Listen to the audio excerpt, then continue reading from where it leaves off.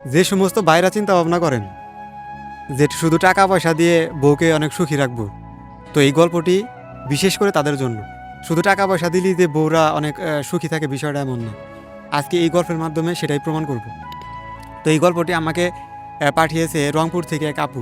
তারা হচ্ছে ভালোবাসা বিয়ে করে এবং তাদের সম্পর্ক প্রথম অবস্থায় অনেক ভালোভাবে চলতে থাকে।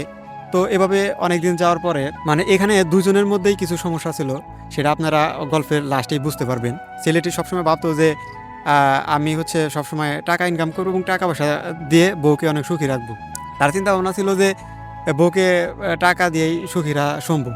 তো এভাবে ছেলেটি হচ্ছে ওই মেয়েটিকে সময় দেয় না, শুধু টাকার পিছনেই থাকে, ইনকাম করার পিছনে থাকে এবং শুধু টাকা পয়সা ঠিক মতো দেয়। কিন্তু মেয়েটি আস্তে আস্তে এই জিনিসগুলো সে নিতে পারছিল না।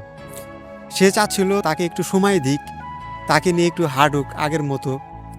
এবং সে এগুলা ওই ভাইয়াটিকে অনেকবার বলে যে তুমি এই টাকার পিছনে না ছুটে তুমি আমাকে একটু সময় দাও, আমাকে নিয়ে আগের মতো একটু রাস্তার মধ্যে হাঁটো, আমাকে একটু সময় দাও, তাহলে আমার ভালো লাগবে। কিন্তু ছেলেটি তখন বলতো যে এই সব কিছু আমি কার জন্য করি, এত টাকা পয়সা করতেছি এগুলো কার জন্য করি, এগুলো তো তোমার জন্যই করতেছি। কিন্তু ওই মেয়েটি চাচ্ছিল যে তাকে একটু সময় দিক, তাকে একটু ভালোবাসুক, তাকে একটু বুঝুক, তার কথাগুলো শুনুক।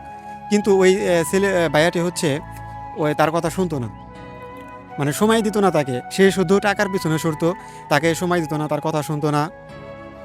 তাকে যে বলবো একটু যে তাকে অনেক ভালোবাসি, এই কথাটাও সে বলতো না।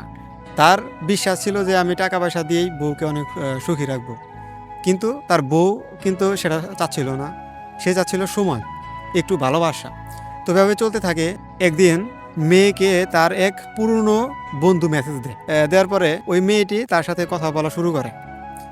মেয়েটি বুঝতে পারছিল যে না, এটা হচ্ছে তার অন্যায়, কিন্তু তারপরেও মেয়েটি ওই ছেলেটির সাথে কথা চালিয়ে যায়। কারণ স্বামী হচ্ছে তাকে সময় দিচ্ছিল না, কিন্তু ওই তার যে পুরনো ফ্রেন্ড সে হচ্ছে তাকে সময় দিচ্ছিল, তার ছোট ছোট কথাগুলো শুনছিল, তার আবদারগুলো রাখছিল, তাকে অনেক সময় দিত। পরবর্তীতে একদিন ওই ভাইয়াটি ওই মানে তাদের সাথে যে কথা হয়েছে সেগুলার কিছু কনভারসেশন দেখে ফেলছে।